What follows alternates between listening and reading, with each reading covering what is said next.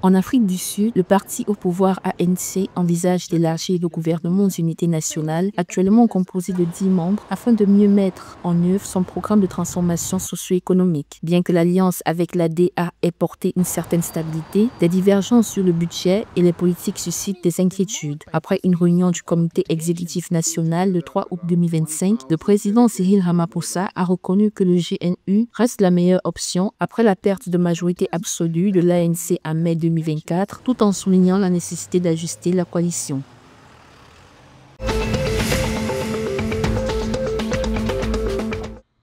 L'autorité portuaire namibienne Namport prévoit d'allouer 23 millions de dollars namibiens à 20 projets répartis dans 14 régions. Cette annonce a été faite lors d'un dîner de gala à Windhoek. Les fonds sont destinés à soutenir des initiatives dans les domaines de la création d'emplois, de l'éducation et des soins de santé. Andrew Kanin, président directeur de Namport, a souligné l'importance de ces projets en encourageant les bénéficiaires à faire preuve de détermination. Selon lui, chaque dollar doit être utilisé pour maximiser son impact.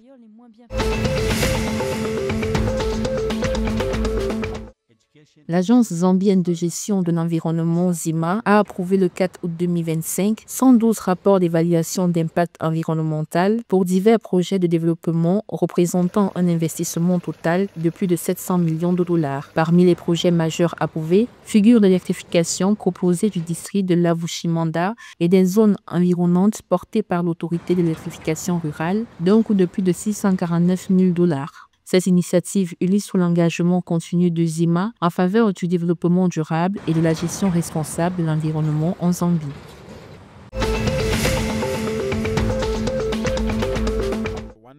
47 000 personnes ont été déplacées à l'intérieur du Mozambique suite à des attaques terroristes survenues dans la province de Cabo Delgado au nord du pays. Le 24 juillet 2025, les éléments associés au groupe extrémiste d'État islamique ont revendiqué la responsabilité des attaques dans le sud de la province de Cabo Delgado. Pour l'ONG Instituto de Psicologia Paz de Mozambique, l'heure est à la mobilisation des ressources essentielles afin de continuer à soutenir ces populations.